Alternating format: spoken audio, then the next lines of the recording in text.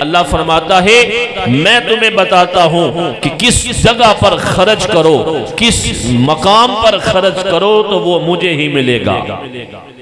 یہ قرآن ہے۔ اللہ کریم فرماتا ہے آت المال علی حبہ، مال دینا ہے اس کی محبت میں، رقم دینی ہے اللہ کی محبت میں۔ ہم اللہ کی محبت کی وجہ سے کسے دیتے ہیں؟ کہاں پر دیتے ہیں؟ جو اللہ کو ملتا ہے۔ تو اللہ کریم ارشاد فرماتا ہے ذوی القربى والیتامی والمساکین، اللہ فرماتا ہے اپنے قریبی رشتہ داروں میں دیکھو کوئی ہے ایسا جرا صاحب استطاعت نہیں ہے، اس کو مال دو۔ اگر اس نے کپڑے پہن لیے، گھر میں کھانا کھا لیا تمہارے مال کی وجہ سے، تو فرمایا میں عرش پر رب تم سے راضی ہو جاؤں گا۔